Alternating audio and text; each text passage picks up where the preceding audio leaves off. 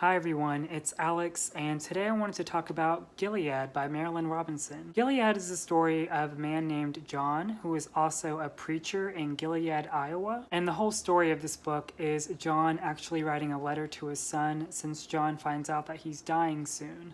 And as you've probably heard about this book, you've probably heard that it deals a lot with theology, naturally, with John being a preacher, but I wouldn't necessarily say you have to know a lot of about theology or religion to really find the takeaways from this book. Although thinking of the themes, it is actually brought up a lot now that I think about it, where John mentions this recurring loneliness he feels. Whether that be because John feels this sort of weight with being in the position of being a preacher and delivering sermons every Sunday, or also John mentioning pretty frequently how when he can't sleep at night, he goes outside and walks around Gilead and talks about things like how the trees smell different at night and how the wind sounds different at night, despite both of those things always being there in the day. And I think the reason John picks up on these subtleties, and I think subtle is the perfect word for this book, is because early on we're introduced that John talks about an experience when he's much younger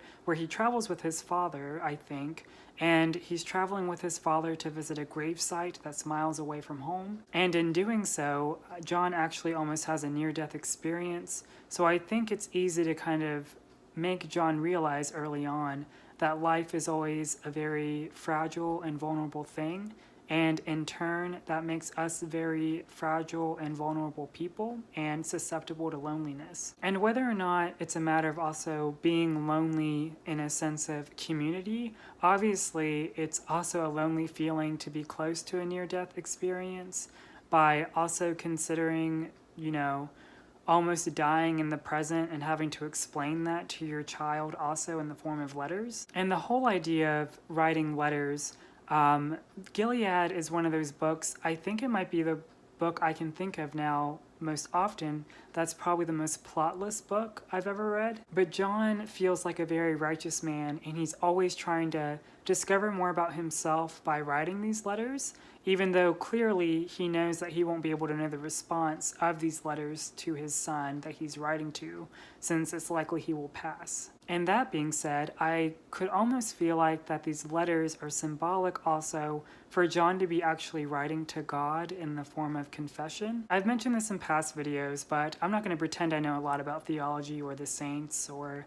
anything else, but I'm always interested in the idea of, from St. Augustine and Augustine's ideas of confession and what it means to sort of distinguish truth between confession. And again, with thinking of things like community as being such a strong word associated with spirituality or faith or religion, thinking just of like going to church and hearing these sermons that John is delivering, there's a discussion in the book to where John is sort of comparing his own sermons to other preachers and sort of how the congregations all have different responses and how there's a way to gauge that. And John understands that really not everyone has the answers, including preachers and priests.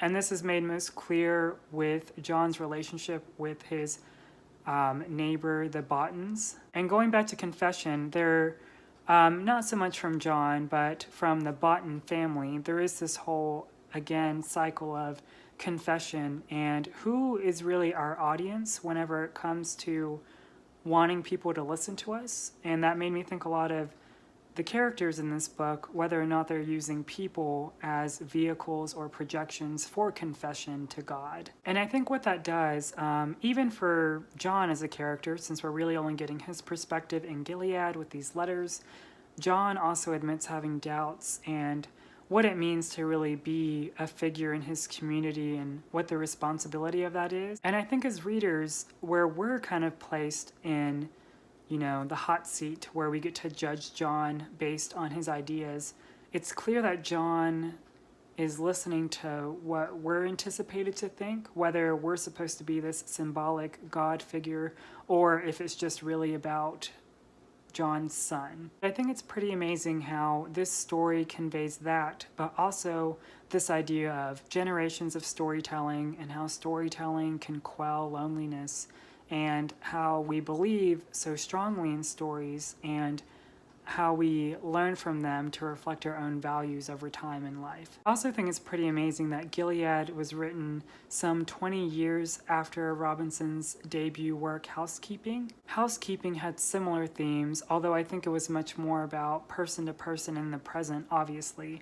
But I've never had an answer to this question before, but people would always ask me who my favorite writer is, and I think now I would really have to give it to Marilynne Robinson. If you've read Gilead, or if you've read any Marilynne Robinson, I would love to know what you think of this.